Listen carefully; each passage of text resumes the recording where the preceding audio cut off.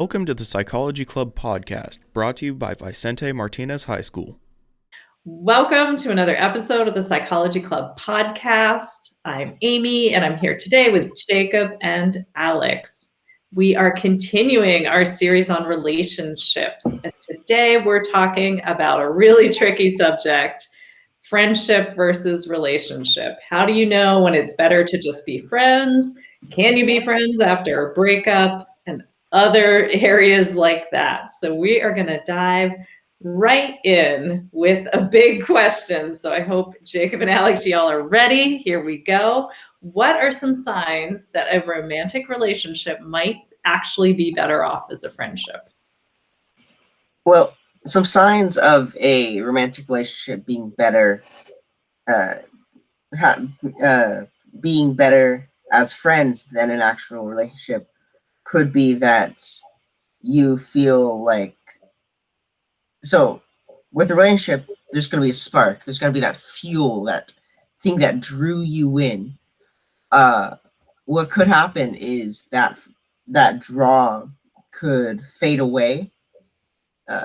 In a relationship where it's stable, where it's strong, that draw is still there. That core of what you like about that person is still there.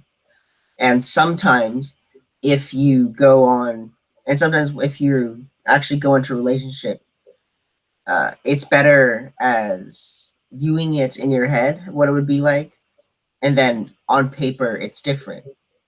And so with being better as friends, a sign could be that you can't find that spark anymore. You can't find what drew you into them.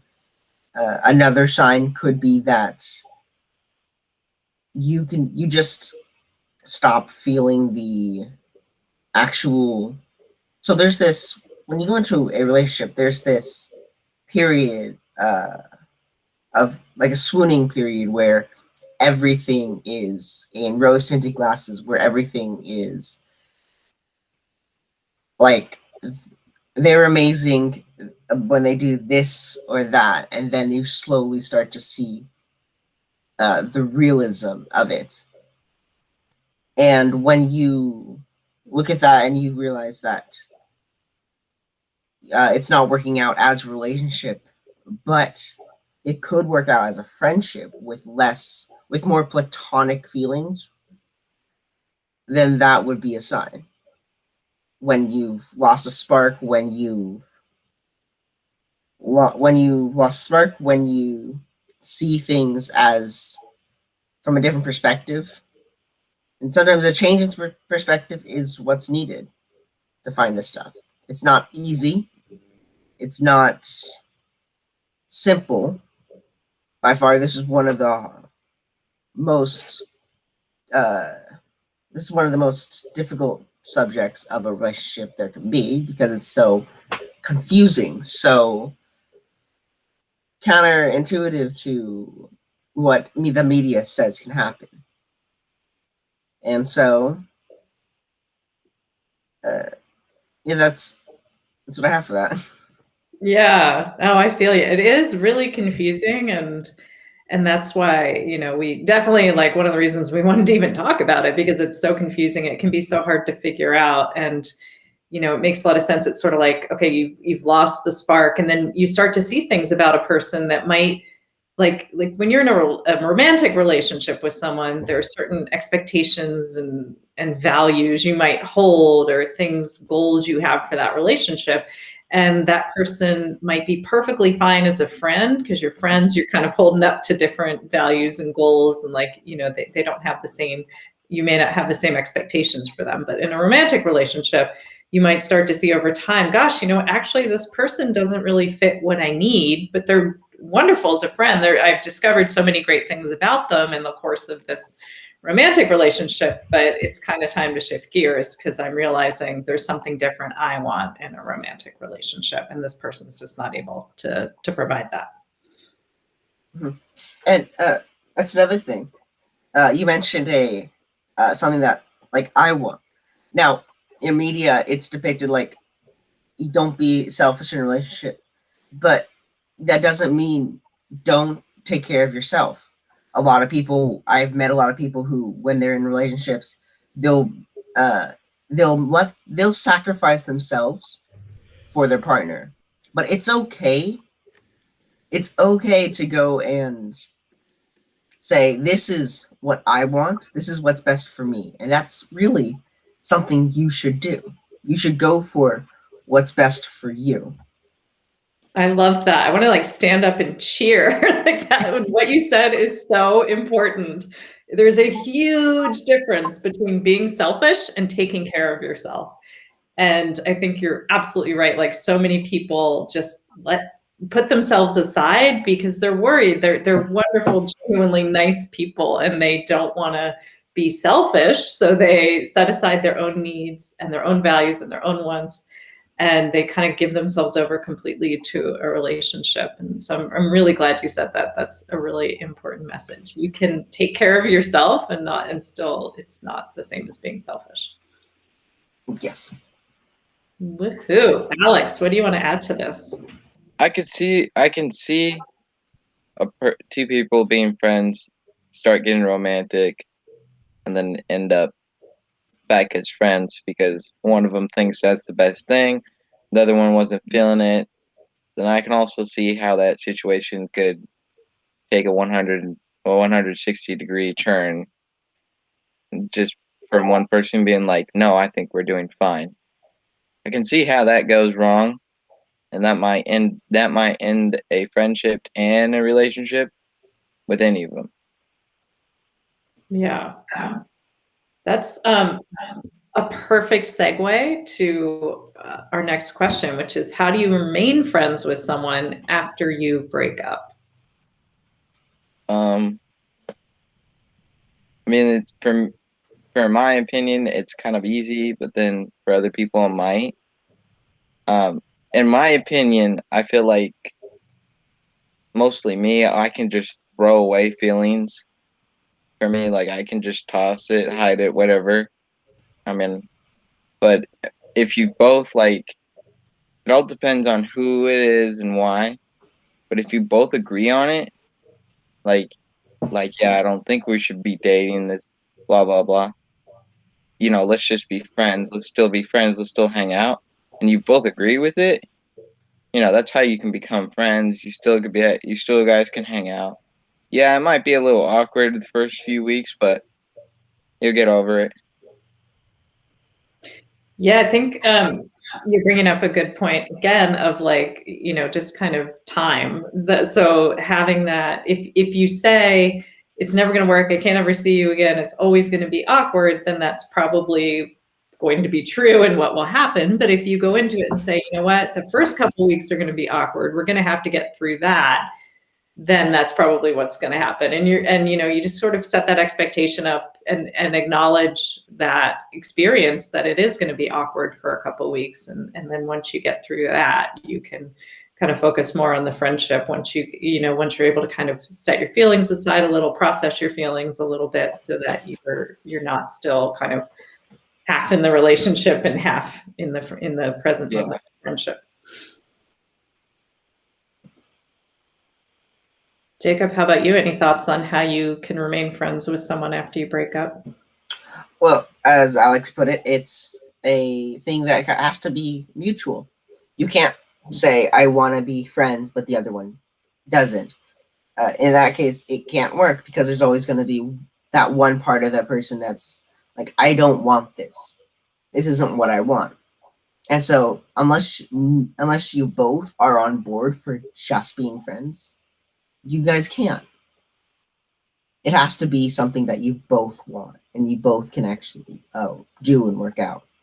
Do you think there are any like things you should never do if you're trying to do this? Like, I'm just thinking of how like tempting it would be to dredge up stuff from the relationship and kind of throw it back at the person in the friendship. Like, oh, you always da da da da da, or you never da da da da da. Something like that. Are there things you should avoid if you want to keep a friendship? Well, I mean, if you're going to pull up stuff like that, you're starting something. That means that you didn't like what they did, or you didn't like why they broke up with you, or just want to be friends and that could lead to conflict. Yeah, so Yes. maybe like working through that stuff on your own before you attempt Yeah. You really don't. There's a lot of temptation to pulling up the past. There's a lot of temptation to continue. And here's a very important thing: do not continue what you guys did, what you were doing in your relationship while you're friends. That's a recipe for disaster. Don't keep saying "I love you." Don't keep saying "You're great as this." "You're wonderful as that." You're amazing. Don't keep flirting. Don't keep romanticizing, because it's gonna get harder to stay as friends. And in the end, you guys might just get you guys might just get pushed back together and then ripped apart because it did not work, and it does not work. And so you guys will end up not as friends, and there's going to be a lot of as Alex said, there's going to be a lot of conflict there. Yeah, that makes sense. Like having really clear boundaries about the friendship. Like as friends, we're not gonna flirt. We're not gonna dredge up the past. We're not gonna, keep saying I love you to each other. We're not gonna continue to be romantic partners except in name, So that makes a lot of sense, kind of I'm having. gonna disagree with one thing out of that whole entire thing, All right, what? and that's I love you. Because I tell my friends that I love them, and most of my friends are girls. Don't ask why. But it's not like I say I love them because I want to be with you. I just say that's my way, and that's their way of knowing that, hey, like I care about you. I'll still come and get you at 3 o'clock in the morning. I don't care. Like I'll still come pick you up when you're drunk or something. There's a certain point, or there's a certain way you can say I love you to someone without being I'm going to use the word romantic. I can't think of another one. There's a friend love you, and then there's romantic love you. And you've got to find your own way how to say that, because not everybody's going to be the same. That's a good point, because that's a good point, because I say I love you to my friends too. And so I'm saying, because in the end, there's still going to be that. It could bring up, what's it called? Potential feeling, or past feelings. I mean,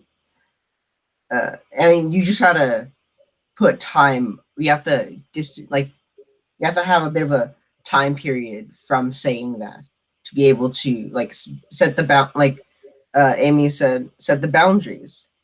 And so you have to set a boundary, a friendship, I think, before saying I love you again, because it could be misconstrued as past feelings.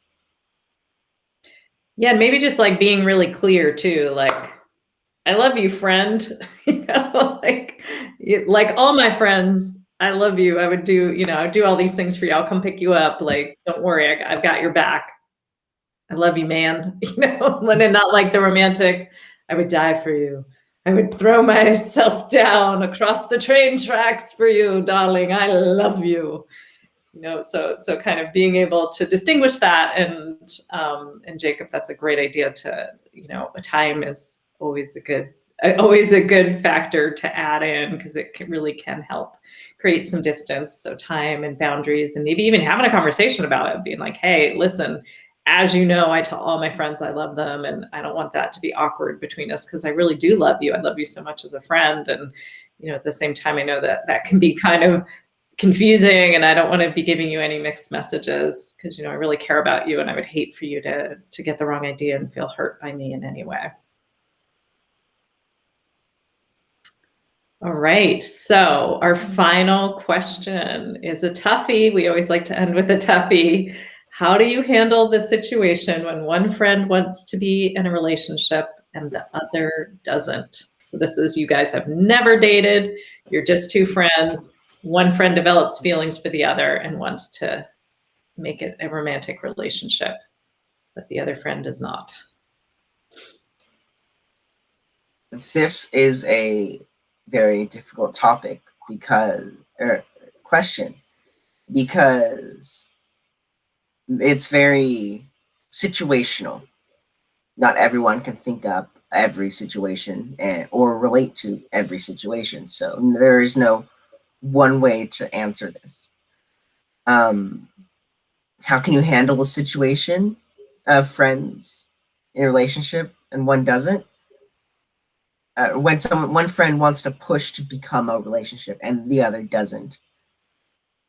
In that case, if they don't respect that you as a person are not want to be in a relationship with them, you don't want to be that way with them, you want to stay friends. And if they keep pushing that, and if they keep not respecting your boundaries about that, it's a very tough call. But in the end, it would be best to like distance yourself from that friend. My mom had a friend, really good friend. So my mom's single. She was with this friend. He had barbecues at times. He was a great person. And in one stupor, he said that he had feelings for her, and she had to distance him. He knew her standing. He knew how she felt about him, and so when that happened, she distanced himself. I'm not saying she's still friends with him, and I'm not saying you shouldn't stop being friends with them. I'm saying you should distance yourself from them a bit, so that it's understood clearly that's not something you want. And it's really comes down to the friend being they really shouldn't be trying to push, but rather be right there with you to help you through whatever you're going through. They shouldn't be trying to push the envelope of like saying, hey, I want to be in a relationship with you, and constantly like bring that up, or constantly make you feel like you should be, or giving you reasons why you should be. Right, because that pressure can like border on harassment, and that's certainly not a position you want to be in. So you're right, you might have to distance yourself from someone, either for a little bit of time, or depending on the situation. Of course, we can't like imagine every situation, but if it really was like you felt pressured, and like it was more harassment than a friend confessing their feelings for you one time sweetly and moving on, then you might have to distance yourself from the friendship on a more permanent or bigger basis. Yeah. Alex, anything? How do you feel about this topic, this part? It's just hard, because it's like, you got one person that wants to be in a relationship, another one doesn't. And I can see both. I can see about 100 things happening at once. One gets pissed off, they don't want to be friends anymore, and that would make it really worse. I can see the other one just saying yeah, just to be, because they don't want to hurt their friend's feeling, and then they end up dating, and end up ruining friendship. So it all depends on who it is. You got to know the personalities. You got to know what's their backstories.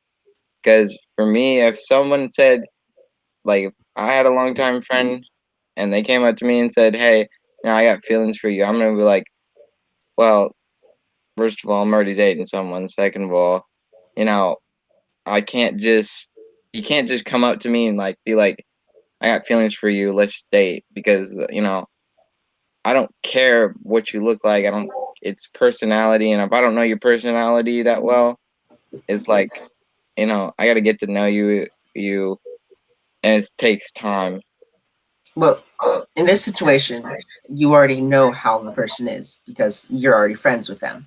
Yeah, but and that's why I said that this is like, there's a lot of different situations. So think of one situation, like their backstory, how this is, that is, and imagine the situation where that person wants to be in a relationship with you, and you don't. so that it's more confined, so that you're not constantly thinking up all these different situations and you get scatterbrained thinking up what could happen here, here, or here.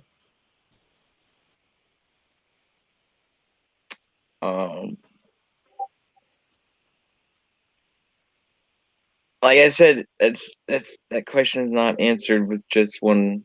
It doesn't. It can be answered with a lot of different answers, and my brain doesn't work with just one answer. It works with 100.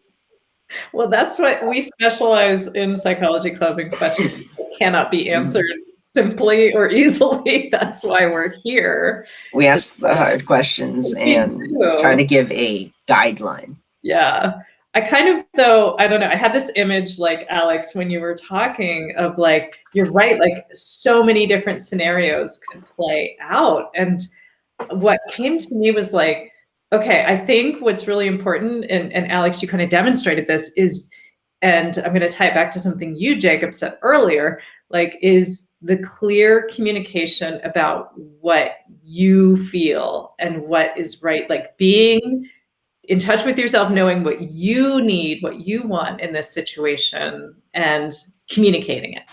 So, and Alex, in your case, you said that really well. You were just super direct and clear, like, I'm in a relationship, I'm not going to date you right now. Like, and you could even throw in an I feel statement. Like we've had some videos on communication skills. So an I feel statement in this situation could be something like, oh my gosh, I feel so flattered. You mean the world to me. Our friendship is so important to me. And at the same time, I would never do anything to hurt you. And I don't feel romantic feelings for you. And I know if I got into a relationship with you, and it just wouldn't be honest and real, and I would end up hurting you in the end. And I don't want to do that. Your friendship means so much to me.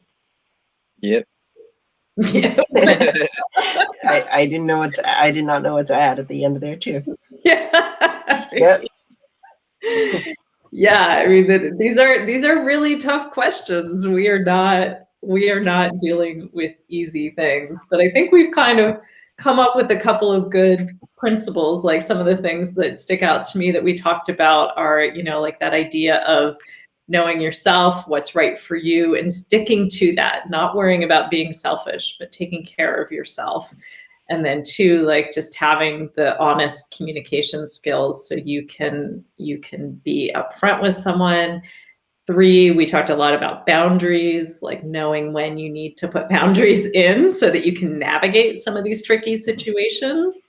And we also talked about kind of time and space as a boundary, like maybe not seeing someone as much, maybe not doing kind of the same things you used to do if you were in a romantic relationship, or maybe spending a little bit more time apart in order to make some of these transitions possible.